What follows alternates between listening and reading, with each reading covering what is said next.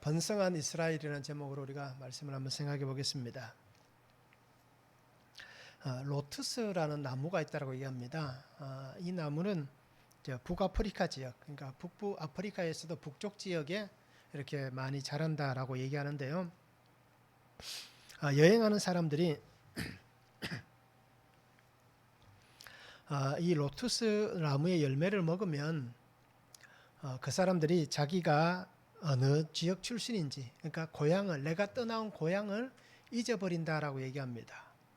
그리고는 영원토록, 그러니까 그 북아프리카 지역 그 나무가 있는, 자기가 지금 그 여행하고 있는 그 지역에서 영원히 살게 된다라고 하는 전설이 있다라고 얘기합니다. 그냥 전설입니다. 그래서 이 로투스 나무의 열매를 먹으면 기억도 다 잊어버리고 내가 누군지를 모르게 되는 겁니다. 그러다 보니까 내가 어디서 와서 어디로 가는지도 모르게 되니까 결국 어떻습니까? 그곳에 머물러 살 수밖에 없다라고 그렇게 얘기를 하는 것입니다. 자, 이렇듯 죄란 것이 있습니다. 죄는 어떻습니까? 우리에게 있는 죄가 생기면 우리에게 있는 천국을 잊어버리게 만들 겁니다. 죄는 하나님을 멀어지게 하고 하나님을 잊어버리게 만드는 그러한 힘이 있습니다. 그러다 보니까 죄를 짓게 되면 어떻습니까? 자기도 모르게, 하죠? 하나님께서 조금 더 멀어지려고 하고, 그리고는 그 죄가 만연하면 결국 하나님에게서 스스로가 떨어져 나가는 그러한 인생이 될 수 있다라는 겁니다. 그래서 오늘 우리가 한 가지 생각해 보기를 원합니다. 우리는 순례자입니다. 나그네와 같은 인생을 살아갑니다. 그러면 그 여행객이 로투스 나무의 열매를 아마 들었을 겁니다. 그렇잖아요. 저 열매를 먹으면 기억도 다 잊어버리고 이곳에 살 수밖에 없다라고 하는 얘기를 아마 분명히 들었을 겁니다. 자, 그런데도 그 열매를 먹는 사람이 있을 거예요.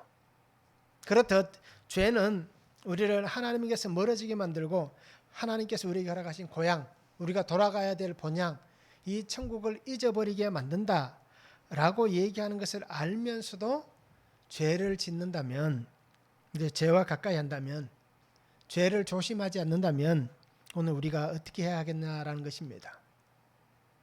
우리는 죄를 멀리해야 됩니다. 그래서 로마서에 말씀하잖아요. 악은 모양이라도 버리라라고 말씀하잖아요. 그런데 오늘 우리가 정말 그 악을 보면서도 내가 동경하고, 야, 참 좋겠다, 부럽다 라고 여기며 살아간다면 오늘 우리 안에 참 신앙이라는 집이 허물어져 가고 있다라고 생각하시기 바랍니다. 기초가 튼튼하지 않는 집은 어떻습니까? 풍파가 일어나면 창수가 몰아닥치면 예수님 말씀하셨잖아요. 바위 위에 지은 집은 든든히 그 비바람을 맞고도 견디는데, 그죠? 그 물벼락이라고 해도 되겠죠. 그 폭풍과 같은 물을 맞고도 견디는데 모래 위에 지은 집은 어떻게 된다고 얘기합니까? 조금만 바람이 불고 물이 들이닥치면 그 기초가 견고하지 못하니까 결국 무너질 수밖에 없다라고 그렇게 말씀하잖아요.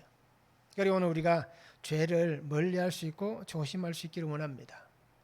오늘 우리가 하나님 앞에서 살아가는 이 삶이 어떻게 사는 것이 하나님을 기쁘시게 하고 어떻게 하는 것이 하나님 앞에서 구원의 자녀된 그 삶을 살아가는 삶인지를 우리가 고민할 수 있는 시간이 되기를 원합니다. 우리는 끊임없이 고민해야 됩니다. 끊임없이 우리에게 채찍을 가해야 됩니다. 그러기 위해서는 말씀을 끊임없이 보아야 되고 말씀 앞에서 우리가 나 자신을 끊임없이 비추어야 됩니다. 그래서 그 말씀을 보면서 우리가 정말 내가 하나님을 기쁘시게 하고 있는가? 나는 하나님의 구원하시는 그 구원의 자녀된 삶을 정말 바르게 살아가고 있는가? 라는 것을 끊임없이 고민하고 그렇게 사는 삶이 되면 좋겠습니다. 그래서 오늘 또 하나님께서 말씀을 통해서 내게 이런 채찍질을 하셨지만 그래도 내가 그 채찍이 있기 때문에 이렇게 하나님 제가 믿음으로 설 수 있습니다. 이런 고난이 있고 이런 아픔이 있지만 그 고난 때문에 내가 하나님 이 시간 또 하나님을 찬양할 수가 있습니다. 라고 이렇게 고백할 수 있는 저와 우리 성도님들의 삶이 되면 참 좋겠습니다. 말씀을 한번 보시기 바랍니다. 애굽으로 이주한 야곱의 가족에 대해서 얘기를 합니다. 그리고 그 땅에서 어떻게 됐다고 얘기합니까? 생육하고 번성하여 온 땅에 가득하였다 라고 그렇게 말씀합니다. 그런데 요셉을 알지 못하는 왕이 나오고 그리고 또 그 백성들을 두려워하여서 굉장히 무거운 짐으로 괴롭히고 있다라고 말씀합니다. 그러면서 이스라엘 자손에게서 아들이 태어나면 아들을 살려두지 말라는 왕의 명령이 내려집니다. 그런데 그 왕의 명령을 듣지 않고 아들을 살리는 사람들이 있다라고 오늘 성경은 말씀해 주고 있습니다. 자, 번성한 이스라엘 첫 번째는 공동체 안에 있어야 된다라고 말씀합니다. 1절에서 7절입니다. 야곱과 함께 각각 자기 가족을 데리고 애굽에 이른 이스라엘 아들들 이름은 이러하니 로벤과 시몬과 레위와 유다와 이사갈과 스불론과 베냐민과 난과 납달리와 갓과 아셀이요 야곱의 허리에서 나온 사람이 모두 70이요 요셉은 애굽에 있었더라. 요셉과 그의 모든 형제와 그 시대의 사람은 다 죽었고 이스라엘 자손은 생육하고 불어나 번성하고 매우 강하여 온 땅에 가득하게 되었더라 라고 말씀합니다. 야곱의 가족이 애굽에 내려간 지 400년이 지나갑니다. 성경에 따라 조금은 차이는 있지만 30년 정도가 더 차이가 나는 것도 있지만 보통 우리가 400년, 430년 이렇게 얘기를 합니다. 어느 것을 얘기해도 전혀 무방할 것입니다. 자, 그런데 400년이라는 시간이 흘러갔지만 애굽에 처음 내려간 숫자가 몇 명이었다라고 얘기합니까? 70명이었다라고 얘기합니다. 그런데 우리가 알아야 될 이스라엘의 숫자 개념을 잘 알아야 됩니다. 장정만 헤아립니다. 특히 어떻습니까? 율법이 주어진 다음에는 어떻습니까? 20세에서 50세, 60세 이때까지, 그죠? 성전에서 예외인 같으면 성전에서 봉사할 수 있는 연령대, 또 남자들 같으면 어떻습니까? 군대에 갈 수 있는 나이대. 그래서 그 한 40살 정도의 갭만 정정으로 치는 겁니다. 그럼 숫자를 계수할 때 항상 그 인원만 계산하는 겁니다. 그러다 보니까 우리가 이 창세기부터 시작해서 보면 70명이었다라고 얘기하지만 실제로 어떻습니까? 애굽에 내려간 숫자는 훨씬 더 많다라고 얘기합니다. 그래서 신학자들의 얘기를 통해서 보면 아브라함이 이 애굽에 내려갔을 때 숫자도 적은 숫자가 아니었다고 얘기합니다. 실제로 어떻습니까? 아브라함은 자기 집에서 길리온 군사가 316명이 있었다라고 얘기하잖아요. 그죠? 롯을 구출할 때에. 근데 그 뒤에는 어떻습니까? 숫자가 더 늘어났을 수 있다는 얘기입니다. 그래서 학자들이 이런 여러 가지 것들을 종합해서 보면서 얘기하는 게 뭐냐면 이스라엘 백성들이 나중에 출애굽할 때에 장정만 60만 명이었다고 얘기하잖아요. 그러면 전체적인 숫자가 한 200만 명 되었다고 얘기를 합니다. 자, 그래서 하는 얘기가 뭐냐면 70명이었지만 실제 인원은 한 2,000명 가까이 되지 않았나라고 해석을 합니다. 그죠? 그 숫자에서 빠진 사람들, 그 집에서 일하는 사람들, 그죠? 이 가족들이 12아들이니까, 그죠? 장성했지 않습니까? 또 그 아들의 아들들 있지 않습니까? 그러니까 그 집에 거느리고 있는 소유를 따지면 아마 최대한 한 2,000명까지 되지 않았겠는가라고 그렇게 해석을 합니다. 근데 그게 중요한 게 아니라 오늘 성경에 들어보면 우리가 70명이라고 우리가 보셔도 무방할 것입니다. 그런데 시간이 지나면서 어떻게 됩니까? 70명이었던 사람이 그죠? 출애굽할 때 장정만 60만 명이 되는 20세에서 60세 사이가 60만 명이 되는 엄청난 숫자로 이렇게 번성하게 됩니다. 자, 그것을 오늘 성경에서 그렇게 얘기를 하고 있습니다. 그죠? 모든 사람들이 어떻습니까? 시간이 지나가니까 자연스럽게 생육하고 불어나고 번성해서 매우 강하여졌고 온 땅이 어떻습니까? 가득하게 되었다라고 얘기합니다. 애굽이라는 땅에 이집트라는 땅에 이스라엘 민족이 200만 명이 되었다 하더라도 그 숫자가 정말 가득할 만큼 그죠? 그렇게 많은 숫자는 아닙니다. 실제로 그 땅이 어떻습니까? 우리나라보다 훨씬 큰 땅이잖아요. 그러니까 200만 명은 그 인구에 비하면 그렇게 많은 숫자는 아니지만 오늘 성경에서 하는 얘기는 뭐겠습니까? 그만큼 하나님께서 400년이라는 시간이 지나는 동안 굉장히 번성하게 하셨다. 약속하신 그 약속이 이루어졌다라고 얘기를 하고 있습니다. 자, 이 약속은 누구에게 했습니까? 아브라함과 이삭과 야곱에게 하셨던 약속들입니다. 우리가 말씀을 한번 보겠습니다. 창세기 12장 1절 2절에 우리가 잘 알잖아요. 여호와께서 아브라함에게 이르시되 너는 너의 고향과 친척과 아버지의 집을 떠나 내가 내게 보여줄 땅으로 가라. 내가 너로 큰 민족을 이루고 내게 복을 주어 내 이름을 창대하게 하리니 너는 복이 될지라. 너를 어떻게 합니까? 창대하게 하겠다라고 말씀하셨잖아요. 큰 민족을 이루게 하겠다. 바로 그 약속이 이루어졌다라고 하나님이 오늘 출애굽기 1장에서 말씀을 해주는 겁니다. 또 이삭에게 하신 약속이 있습니다. 창세기 26장 23절과 24절에 보면 이삭이 거기서부터 브엘세바로 올라갔더니 그 밤에 여호와께서 그에게 나타나 이르시되 나는 내 아버지 아브라함의 하나님이니 두려워하지 말라. 내 종 아브라함을 위하여 내가 너와 함께 있어 내게 복을 주어 내 자손이 번성하게 하리라 라고 말씀했습니다. 그 아들 이삭에게도 하나님 똑같이 내가 너와 함께 있어 내 자손들을 어떻습니까? 번성하게 하겠다 하셨던 그 약속이 이루어진 것입니다. 그것도 누가 나왔습니까? 야곱입니다. 그래서 우리가 알듯이 구약에서 하나님을 늘 나타냈을 때 어떤 하나님이라고 아브라함과 이삭과 야곱의 하나님이다 라고 이렇게 표현을 하잖아요.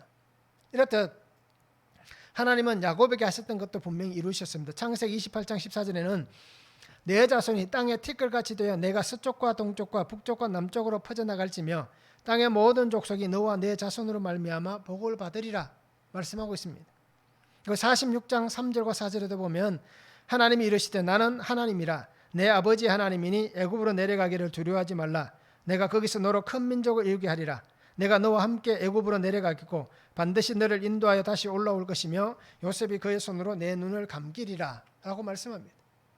이 야곱에게도 하나님께서 분명히 말씀하잖아요. 애굽으로 내려가는 것에 대해서 주저하고 걱정하고 있을 때 하나님 뭐라고 얘기합니까? 내려가라. 걱정하지 말고 내려가라. 큰 민족을 이루게 하겠고 다시 올라오게 하겠다라고 그렇게 분명히 말씀하고 있습니다. 그래서 이렇게 번성할 수 있었던 것, 그것은 바로 하나님의 약속 때문에 이루어진 것입니다. 아브라함에게, 이삭에게, 야곱에게 약속하셨던 그 하나님, 그 하나님께서 약속을 이루셨고 말씀대로 온 땅에 가득하도록 그 은혜를 하나님께서 허락해 주신 것입니다. 그리고 오늘 우리가 하나님께서 번성하게 하신 이 은혜를 얻기를 원하신다면 오늘도 우리가 이 야곱의 모든 자녀들이 하나로 모여서 함께 있었던 것 같이 오늘 우리가 공동체가 되어서 함께 살아가는 삶이 되어야 하는 것입니다. 하나님 안에서 하나의 공동체가 되고 그 공동체 안에서 하나님의 말씀을 함께 양육을 받고 하나님의 뜻을 바라보고 함께 하나님 안에서 협력하고 섬기고 함께 힘을 모아서 이렇게 아름다운 공동체를 세워가는 것, 이것이 오늘 우리에게 주어진 하나님의 은혜고 하나님의 말씀입니다. 그리고 우리는 에베소의 말씀같이 어떻습니까? 모두가 하나의 집을 짓기 위한 하나의 벽돌과 같은 존재들입니다. 그러니까 나아가 내가 하나의 벽돌이 되고 다른 분이 하나의 벽돌이 되어서 모두가 함께 그 벽돌이 한 공동체를 이루어가는 것입니다. 그래서 우리가 번성하게 되기를 원한다면, 그죠? 성도가 공동체라는 이 공동체 안에 하나가 되는 것입니다. 그래서 우리에게 하나님은 여러 가지 공동체를 주셨습니다. 그 가장 작은 단위가 어떤 단위입니까? 가족입니다. 가족이라는 공동체 안에 함께 있어야 됩니다. 그리고 내게 주어지는 환경, 직장, 그 공동체 안에 함께 있어야 되고 또 하나님께서 내게 허락하신 영적 가족인 이 교회, 성도들 간에 함께 하나가 되는 공동체를 이루고 있어야 되는 것입니다. 그러면서 그 안에서 역사하실 하나님을 바라보고 그 하나님의 약속의 말씀들을 붙잡고 그 은혜가 이루어지기를 기대하며 함께 나아가는 그 삶을 우리가 공동체 안에서 살아가야 되는 것입니다. 그리고 오늘 우리 성도님들이 검정중앙교회란 이 공동체를 소홀히 하지 않기를 바랍니다. 하나님께서 우리를 영적으로 하나로 묶어주신 가족입니다. 그러기에 영적 가족인 우리가 함께 번성할 수 있도록, 교회가 하나님의 뜻 안에서 이렇게 더 번성하여 갈 수 있도록 우리가 함께 아름다운 일들을 잘 가꾸어 갈 수 있고 만들어 갈 수 있기를 원하고, 그 안에서 우리에게 가장 중요한 하나님의 말씀으로 우리가 양육을 받고 말씀 안에 하나님 뜻을 잘 분별해서 세워져 갈 수 있는 그런 공동체가 되면 참 좋겠습니다. 말씀을 한번 적용해 보시기 바랍니다. 나는 공동체에 잘 속해져 가고 있는가? 어떻습니까? 나는 이 공동체를 정말 소중하게 여깁니까? 우리 가정도 마찬가지고 교회도 마찬가지고 내 직장도 마찬가지입니다. 나는 그곳을 정말 소중하게 여깁니까? 아니면 늘 불평하고 불만을 드러내놓고 그죠? 저것 때문에 안 된다, 저 인간 때문에 안 된다, 이런 일 때문에 안 된다, 늘 그렇게 불평과 불만을 이렇게 외치고 있지는 않습니까? 가족이란 공동체도 그럴 수 있습니다. 그렇잖아요.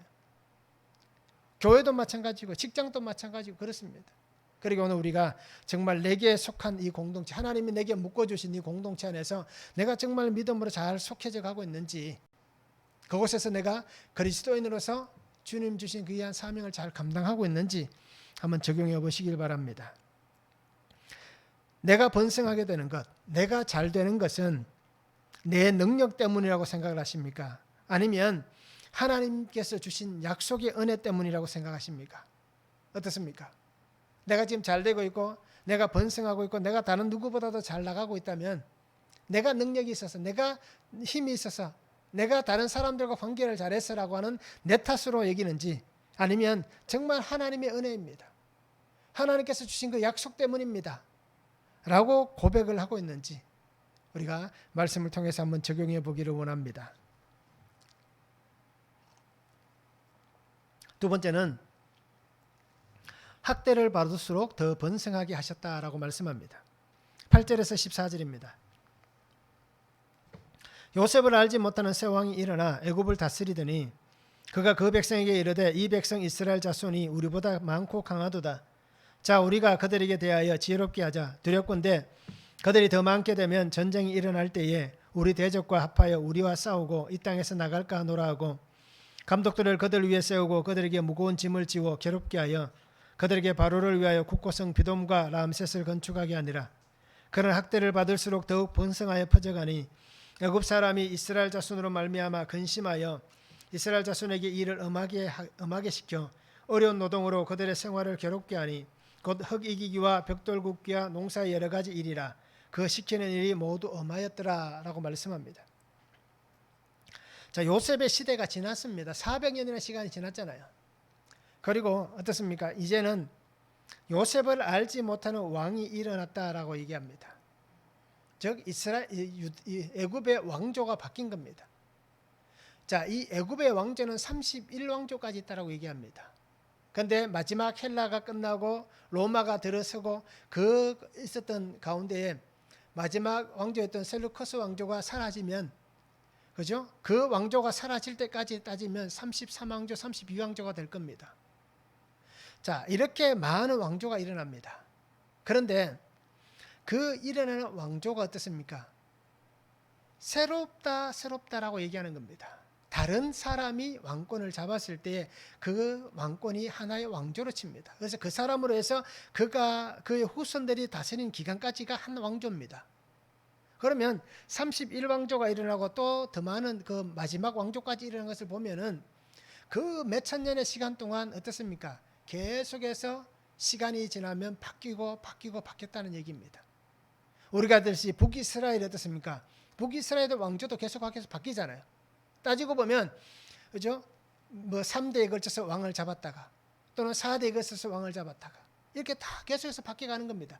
19명의 왕이 일어났지만 왕조는 다 달랐다는 얘기입니다.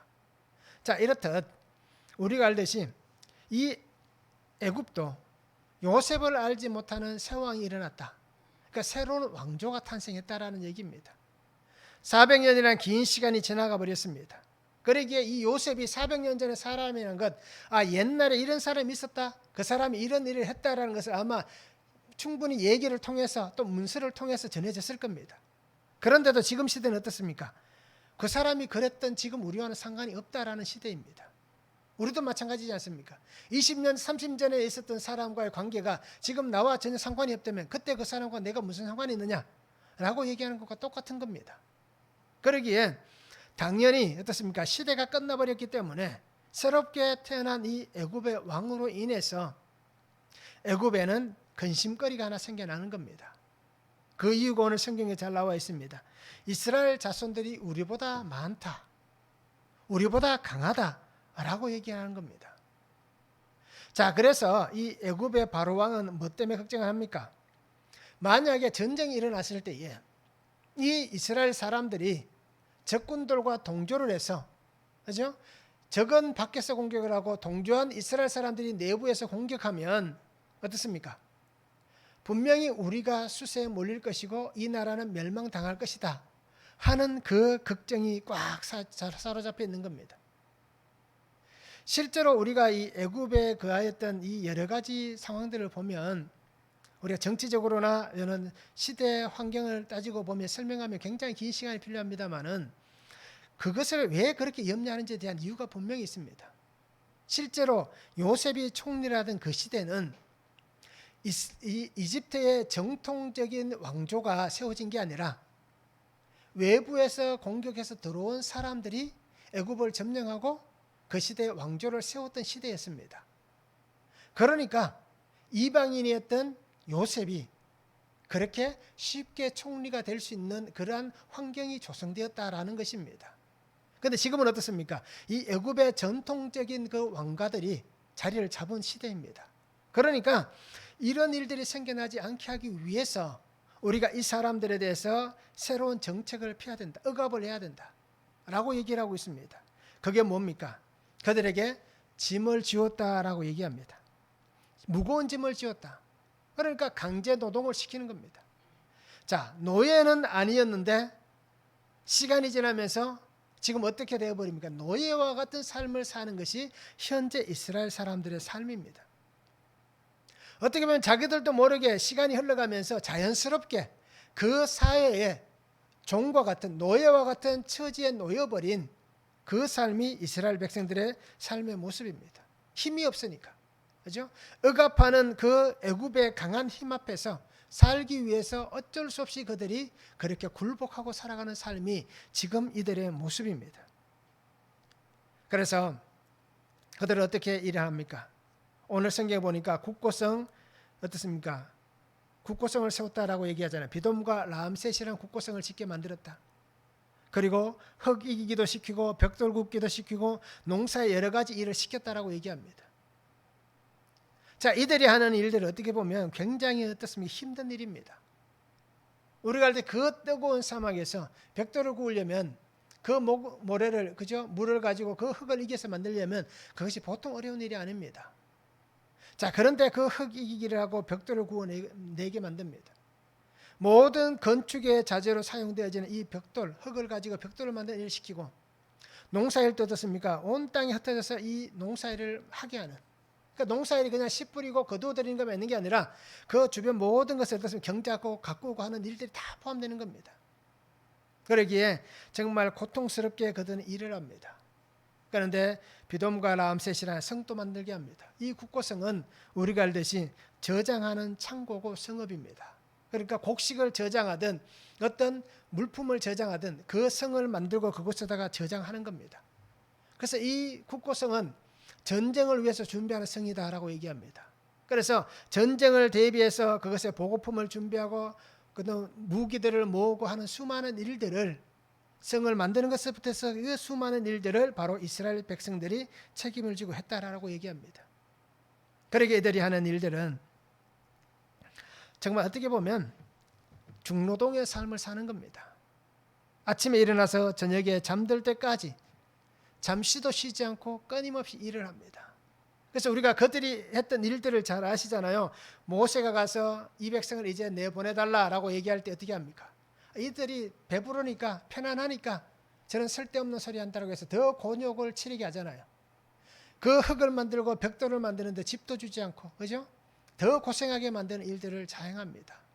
그런 것을 보면서 이 백성이 얼마나 수고했는지를 잘 알 수 있습니다. 얼마나 큰 고난 가운데 빠졌는지 우리가 잘 알고 있습니다.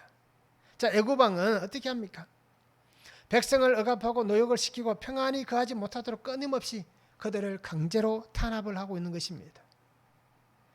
애굽의 좋은 동료였던 백성이었습니다. 그렇잖아요. 처음 그 땅에 들어갔을 때는 요셉 때문에 굉장히 좋은 관계였습니다. 그리고 그 땅에 살면서 어떻습니까? 왕의 그 가축을 치겠다라고 얘기할 만큼 스스로가 그 땅에서 자기들이 해야 할 일들을 찾았고 그 일들을 했습니다.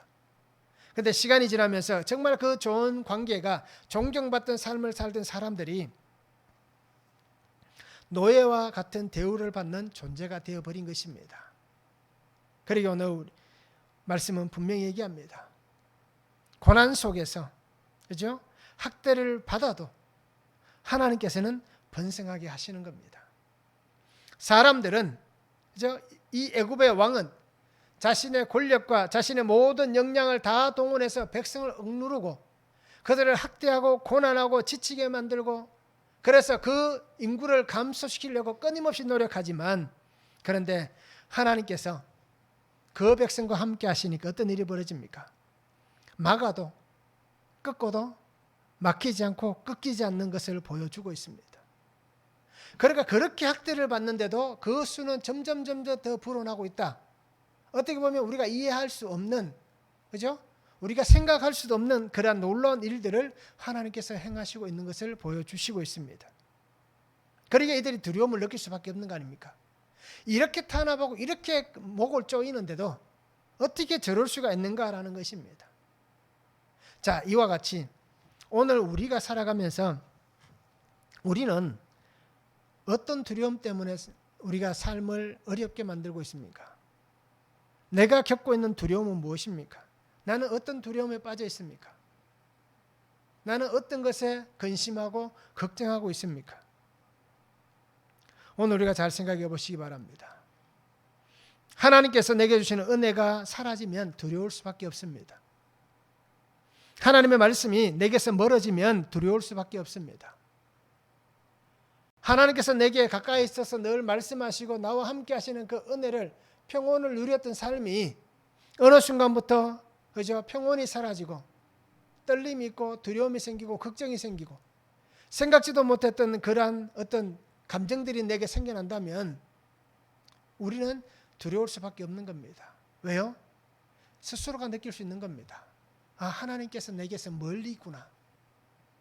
아니면 하나님께서 내 말에 귀를 닫으셨구나. 아니면 하나님께서는 내가 어떻게 행동해도 내게 어떤 액션을 취하지 않는구나 하는 것을 스스로는 깨달을 수가 있고 알 수가 있습니다. 그리고 우리가 그 두려움 가운데 거하지 않기를 바랍니다. 하나님 앞에서 겸손히 하나님 뜻을 따라 살아가는 믿음의 사람이 되시기 바랍니다. 그러기 오늘 우리가 세상 가운데에 세상의 두려움, 그것을 우리가 걱정하고 근심하는 게 아니라 하나님이 주시는 두려움을 더 걱정하고 근심하시기를 바랍니다. 세상에서 우리에게 생겨나는 이 고난과 아픔을 걱정하고 염려하는 게 아니라 하나님께서 우리에게 주시는 그 고통과 고난을 더 두려워하고 더 걱정할 수 있기를 바랍니다. 세상은 우리를 해할 수 없습니다. 그런데 우리의 생명을 해하시는 이는 누굽니까? 하나님께서는 하실 수 있습니다.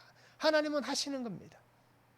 그러기에 우리에게 모든 것을 다 갖고 계시는, 내 모든 것을 다 갖고 계시는 하나님을 두려워하면서 우리가 끊임없이 세상의 두려움이 아니라 하나님의 두려움을 갖고 세상의 고난과 고통을 받는다 할지라도 오늘 말씀같이 하나님 안에 있으면 하나님께서 약속하신 것들을 기억하시고 하나님께서 그들을 세워가신다면 하나님은 더 번성하게 하신다는 것을 우리가 잊지 않고 그 믿음 안에 살아갈 수 있는 사람이 되면 참 좋겠습니다. 말씀을 한번 적용해 보시기 바랍니다. 나의 고난과 고통의 시간을 보내면서 하나님께서 그 고난과 고통 가운데에 나를 번성하게 하신 일들이 분명히 있을 거예요. 그러면 내가 경험했던 그 번성의 은혜들은 무엇이 있는지 한번 보시기를 바랍니다. 하나님께서 그때 내게 어떻게 말씀하셨고 그때 내게 어떻게 역사하셨는지를 한번 찾아보시기 바랍니다. 돌아보시기를 바랍니다. 그러면서 그 경험을 가지고 지금 또 우리가 이겨낼 수 있도록 말씀을 가지고 한번 적용해 보면 참 좋겠습니다. 나는 학대를 하는 사람입니까? 만약에 내가 학대를 하는 사람이라면 나는 무엇 때문에 학대를 하고 있는지를 한번 보시길 바랍니다. 가족을 내가 학대하진 않습니까? 직장에서 동료들을 학대하진 않습니까? 교회에서 성도들을 학대하진 않습니까? 그러기에 우리가 한번 잘 보시기 바랍니다.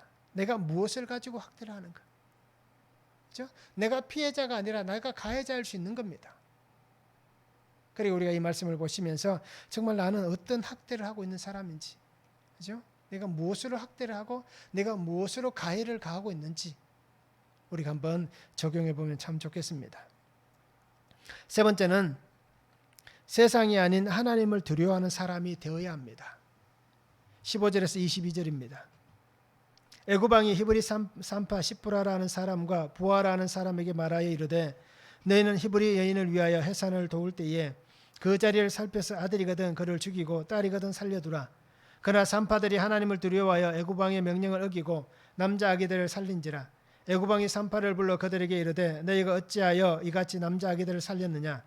산파가 바로에게 대답하되 히브리 여인은 애굽 여인과 같지 아니하고 건강하여 산파가 그들에게 이르기 전에 해산하였더이다 하며 하나님이 그 산파들에게 은혜를 베푸시니 그 백성은 번성하고 매우 강해지니라. 그 산파들은 하나님을 경외하였으므로 하나님이 그들의 집안을 흥왕하게 하신지라. 그러므로 바로가 그의 모든 백성에게 명령하여 이르되 아들이 태어나거든 너희는 그를 나일강에 던지고 딸이거든 살려두라 하였더라. 애굽의 왕은 자신이 할 수 있는 모든 것을 다 동원합니다. 그죠? 할 수 있는 방법을 다 동원합니다. 자, 그런데 따지고 보면 실패한 거나 마찬가지입니다. 그죠? 우리가 이야기하듯이 한 나라의 왕이 그 백성을 위해서 좋은 정치를 펼치기 위해서 모든 역량을 다 동원해서 정치를 펼쳤는데도 그것이 자기가 원하는 대로 또 모두가 만족할 만한 일이 일어나지 않으면 실패가 되잖아요. 자, 이와 같은 일이 벌어진 겁니다. 자기가 만족할 만한 일이 들어와야 성과가 생겨야 되는데, 그죠? 만족할 만한 성과가 생겨나지 않습니다. 자, 그러니까 어떻게 됩니까? 악은 악을 낳습니다. 죄를 지으면, 그죠? 그 죄는 더 큰 죄로 이끌어갑니다. 결국 그러다 보니까 더 악한 일을 계획합니다. 그리고 그것을 명령합니다. 그냥 육체적 고난만 주었던 그 사람이 이제는 어떻게 합니까? 생명까지 해야 하도록 만듭니다. 그래서 아들이 태어나면 다 죽이라고 얘기합니다. 대를 완전히 끊어버리라라고 얘기를 합니다. 자, 이 엄청난 계획을 이 바로가 세우고 그것을 실천합니다. 그런데 하나님을 두려워하는 사람들이 있습니다. 하나님을 두려워하기 때문에 그 세상이 악이 가득하고 악이 만연하고 악이 판을 치고 악이 권세를 가지고 모든 것을 장악하고 있는 것 같지만 하나님을 두려워하는 사람들이 있기 때문에 하나님은 그 사람들을 통해서 하나님의 역사를 멈추지 않으시는 겁니다. 악이 세상을 다 덮고 있습니다. 그러니까 더 이상 앞이 보이지 않습니다. 더 이상 소망이 없는 것 같습니다. 그런데 하나님 어떻게 합니까? 하나님의 역사는 계속해서 진행되어져 가는 것을 오늘 우리에게 성경을 통하여서 계속해서 보여주시고 있는 겁니다. 눈에 보이기는 세상밖에 안 보입니다. 그런데 어떻습니까? 실상은 그 세상을 덮고 주관하시는 역사의 주인이신 하나님이 계심을 분명히 말씀하시고 보여주시고 있습니다. 그래서 오늘 성경은 어떻습니까? 세상이 아닌 하나님을 두려워하는 사람 누가 있습니까? 시프라와 부하라는 사람을 하나님이 사용하십니다. 하나님을 두려워하기 때문에 하나님을 따라갑니다. 그래서 하나님의 뜻을 따라서 자신을 희생합니다.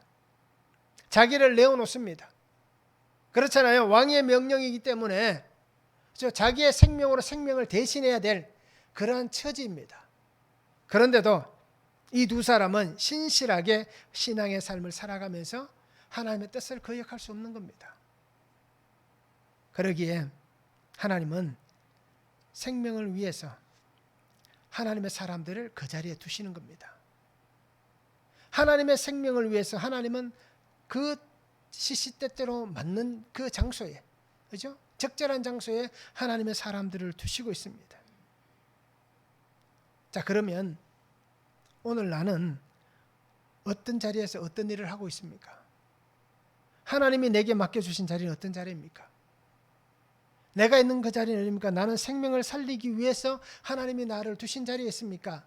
아니면 이렇게 악하게 세상이 정말 세상에 이보다 더 악한 악은 없다라고 말하면서 그 악함으로 내가 그 자리를 지키고 있습니까? 내가 있는 곳은 어디입니까? 세상의 방법을 따라갑니까? 그러면서 그 속에서 괜찮다라고 여기며 살고 있지는 않습니까? 오늘 말씀을 잘 보시기 바랍니다. 왕은 이 민족을 끊으려고 했지만 사탄은 어떻습니까? 실제로 하나님이 세워두셨던 그 구속사의 계보를 끊으려고 하는 겁니다. 아들이 다 죽어버리면, 그죠? 이스라엘 12지파에서 나올 그 유다 자손에게서 나올 그 예수 그리스도의 계보가 끊어지게 되는 겁니다. 그러면 어떤 일이 벌어집니까? 하나님이 약속하셨던 그 구속의 은혜는, 구원의 은혜는 사라져 버리는 겁니다. 결국 그러면 하나님의 구원이 아니라 결국 하나님의 멸망시킬 것만 남아있는 그러한 세상이 될 수밖에 없는 겁니다. 자, 사탄은 그것을 노리고 있습니다. 그래서 애굽의 바로를 사용해서 지금 그 일을 행하고 있는 겁니다.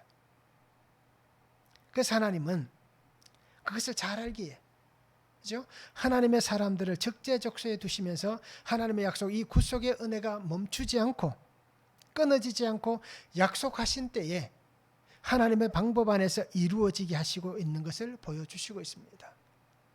이것이 바로 하나님께서 우리에게 원하시는 하나님의 사람들이 되는 우리의 신앙이 되어야 하는 겁니다. 내가 있는 자리가 어디이든 그 자리가 하나님의 생명을 살리는 자리가 되어야 됩니다. 그런데 오늘 우리는 어떻게 됩니까? 어떻게든 사람을 깎아내리잖아요. 어떻게든 상처를 주고 어떻게든 그 사람을 모욕하고 어떻게든 그 사람을 죽이려고 하는 정말 악한 그 삶을 살아갑니다. 그래서 오늘 말씀을 보면서 정말 또한 제가 신방 때도 말씀을 드렸고 제가 가끔씩은 말씀을 드렸지만 요즘 계속해서 이 말씀을 묵상하면서 계속해서 보여지는 죄가 뭐냐면 예전에 그 낙태를 시켰던 죄, 그죠? 내가 낙태를 한 것은 아니지만 친구의 그 부탁을 듣고 그 낙태할 수밖에 없도록 만들어준 그 비용을 내가 지불해 주었다는 것. 그것이 지금 벌써 30년이 더 지난 얘기지만 근데 그것이 계속해서 내 속에 남아있는 살인의 죄, 어떻게 보면 생명을 어떻게 합니까? 죽음으로 내면 방조죄, 이제 수많은 이러한 것들이 엮여지잖아요. 그래서 이 죄가 있는 것이 또 계속해서 보여지는 겁니다. 자, 하나님은 하나님의 사람들을 두시면서 그 자리에서 한 생명을 살리기를 원하시는데 나는 그때가 제가 그냥 신학을 안 했으면 또 모르겠습니다. 신학을 하고 있을 때입니다. 신학교 1학년 때 일입니다. 그러니까 자, 하나님께서 맡겨주신 이 목회 길을 간다라고 했던 사람이, 그죠? 친구의 부탁이라고 해서 그 낙태 비용을 지불해 줬다는 것. 참 이것이 한동안 잊고 살았습니다. 오랜 시간 동안, 거의 한 30년 동안 잊고 살았습니다.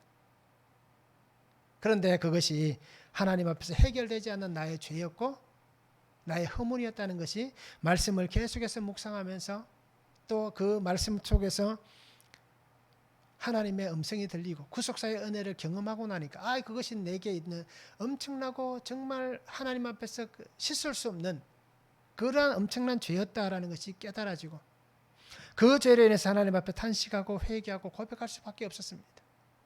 그러면서 그것이 어떻게 보면 굉장히 나에게는 부끄러운 과거지만 이것이 부끄러운 과거로 끝나면 안 되고, 그죠? 나도 이렇게 살았지만 하나님께서 나의 죄를 용서하셨습니다. 그러니까 우리가 또다시 그러한 죄 가운데 거하지 말아야 됩니다 라고 하나님의 약재료가 되어서 이렇게 말씀을 나누는 겁니다. 그 죄의 고통은, 죄의 아픔은 정말 말할 수 없는 큰 고통입니다. 그러기에 오늘 우리 성도님들이 하나님께서 나를 세우신 그 자리에서 정말 세상이 아니라 하나님을 두려워하며 하나님 안에 서 있는 삶이 되었으면 좋겠습니다. 그래서 정말 나를 통해서 하나님께서 어떻습니까? 다시 오실 그 주님을 준비할 수 있는 이 두 사람이 그 구속의 주님이 오실 수 있도록 그 길을 계속해서 유지해 주었던 것 같이 오늘 내가 이제는 다시 오실 주님이 나를 통해서 이 땅에 다시 오실 그 길을 내가 준비하고 예비해 나갈 수 있는 그러한 하나님의 은혜 가운데 있는 그러한 신앙의 삶을 살았으면 참 좋겠습니다. 그래서 오늘 성도님들이 하나님을 경외하는 자가 되시기 바랍니다. 그러면 오늘 말씀하잖아요. 기복적 신앙이 아니라, 그죠? 하나님이 주신 그 팔복의 은혜 안에서 그 집안을 흥왕하게 하실 그 은혜가 분명히 있습니다. 그래서 오늘 우리가 하나님 앞에서 우리의 삶을 바르게 했으면 참 좋겠습니다. 로마서 8장 5절과 6절입니다. 육신을 따르는 자는 육신의 일을, 영을 따르는 자는 영의 일을 생각하나니 육신의 생각은 사망이요 영의 생각은 생명과 평안이다 라고 말씀합니다. 그러기에 우리가 하나님의 말씀 안에서 구속사의 주님을 만나시기 바랍니다. 만나지 못하면 육신의 일 속에서 사망으로 갈 수 있습니다. 그렇죠? 그냥 출입만 하는 사람에게 하나님께서 그를 건질 수 있겠냐는 겁니다. 잔치집에 들어왔는데 예복을 입지 않은 사람을 그 잔치집에 두지는 않는다라고 얘기하잖아요. 달란트를 맡겨줬는데 그 달란트를 하나님이 기뻐하시는 열매를 드리지 못하는 그 사람을 하나님께서 인정해 주시고 받아주지 않는다라고 말씀하잖아요. 다 내어 쫓기게 됩니다. 주여 주여 하는 자는 다 내어 쫓기게 됩니다. 그리고 오늘 성도님들이 구속의 주님을 꼭 만나시기 바랍니다. 십자가의 주님을 만나서 주님으로 인해서 그죠? 내 삶이 새롭게 변화되어지고 새롭게 되어지는 그 은혜를 경험하며 살아갔으면 좋겠습니다. 그런데 오늘 말씀에서 분명히 얘기합니다. 이렇게 번성한 하나님의 공동체 이스라엘 되는 것은 정말 강하고 힘 있는 사람으로 인해서 된 게 아닙니다. 그 미약한 사람들, 노예와 같은 그 환경에 있는 백성들, 또 자기의 자리에서 최선을 다해 살아가는 산파들, 이 미약한 사람들을 통해서 하나님은 약속이 이어지도록 그 백성을 지키고 있음을 분명히 말씀해 주시고 오늘 우리에게 선포해 주십니다. 그리고 오늘 성도님들이 오늘 내가 하나님의 은혜 안에서 하나님을 경외하며 하나님 뜻을 온전히 지켜나갈 수 있는 사람, 그리고 그 말씀을 바르게 세워갈 수 있는 귀한 성도의 삶을 함께 살았으면 참 좋겠습니다. 말씀을 한번 적용해 보시기 바랍니다. 나는 하나님을 두려워합니까? 사람을 두려워합니까? 어떻습니까? 사람은 눈에 보이고 하나님은 보이지 않으니까 내가 누구를 더 두려워하는지 한번 보시기를 바랍니다. 나는 죽이는 사람입니까? 살리는 사람입니까? 내가 구원을 위해서 해야 될 말과 삶의 행동은 어떤 것들이 있습니까? 내가 어떻게 해야 되겠습니까? 어떻게 해야 내가 살리는 자가 되겠습니까? 한번 적용해 보시기 바랍니다. 죽이는 자라면 살리는 자리로 돌아오시고 또 그 자리에서 살리는 자가 되기를 원하신다면 내가 어떻게 해야만 이 구원의 아름다운 것들을 전할 수 있는지, 내 말과 행동을 어떻게 해야 되는지 우리가 적용해 보면 참 좋겠습니다. 하나님의 이루어 가시는 일들은 내 생각이라는 범주에 묶어둘 수가 없습니다. 우리는 한계가 있는 인생이고 하나님은 무한하신 분입니다. 나같이 이렇게 비좁고 작은 한계가 그죠? 광대하시고 무한하시고 영원하신 하나님을 그 속에 묶을 수가 없는 겁니다. 그리고 오늘 우리는 내가 원하는 것이 아니라 하나님의 원하심에 순종하는 성도가 되시기 바랍니다. 그래서 날마다 하나님 앞에서 내가 끊어버리려고 하는 이 모든 삶 속에서 끊어야 될 것은 끊고, 그죠? 끝까지 하나님의 그 구속사를 세워갈 수 있는 그러한 성도가 되면 참 좋겠습니다. 그래서 오늘도 가장 연약하고 미약한 나를 사용하시는 이 하나님의 은혜 앞에서 오늘 우리가 귀하게 쓰임받는 복된 성도가 되었으면 참 좋겠습니다. 그래서 하나님께서 나를 보시면서 참 잘했다 칭찬하시고 내가 너를 안다라고 말씀하시는 이 놀라운 축복의 말씀을 듣는 우리 모두가 될 수 있기를 주님의 이름으로 축원합니다. 기도하겠습니다. 사랑의 아버지 하나님 감사합니다. 오늘도 주신 말씀을 바라봅니다. 주님 안에서 정말 아버지 하나님 번성한 하나님의 자녀들이 되고 하나님의 공동체가 되기를 원하는 것은, 그 백성이 되기를 원하는 것은 하나님께서 허락하신 그 공동체 안에 있어야 됩니다. 그 공동체 안에서 말씀으로 양육받고 말씀으로 뜻을 분별하고 하나님의 그 아름다움을 세워가는 자가 되어야 됩니다. 그리고 아버지 하나님 그 학대 속에서도 하나님은 번성하게 해주십니다. 고난 속에서도 하나님께서 주시는 은혜가 있음을 분명히 말씀하고 있습니다. 그리고 하나님을 두려워하는 사람이 되어야 됩니다. 그리고 아버지 하나님 오늘 내가 살아오면서 지금까지 신앙의 삶을 살았지만 그러나 아버지 하나님 내가 지은 죄가 참 많고 정말 말로 표현할 수 없을 만큼 엄청난 죄악을 저지르며 살아왔습니다. 하나님 그 가운데도 나는 정말 죽이는 자였고 살리지 못했던 자임을 고백합니다. 그리고 아버지 이 시간 주님 앞에 보고 고백하는 것은 하나님을 두려워하며 하나님을 경외하는 자가 되게 하여 주시옵소서. 죽이는 자가 이제 살리는 자가 되게 하시고 내가 살리기 위해서 구속사의 주님을 만나고 그 주님으로 인하여서 내가 무엇을 말하고 어떻게 행동하며 살아가야 할지를 깨닫게 하시고 그것을 통하여서 하나님께서 기뻐하시는 아름다운 일들을 순종하며 끝까지 인내하며 견디며 갈 수 있는 귀한 믿음의 삶이 되도록 아버지 은혜를 다하여 주시옵소서. 역사하실 하나님을 기대하오니 아버지 하나님 이 시간 우리를 만나주시고 하늘의 은혜를 부어 주시옵소서. 감사를 드리며 예수 그리스도 이름으로 기도하옵나이다. 아멘.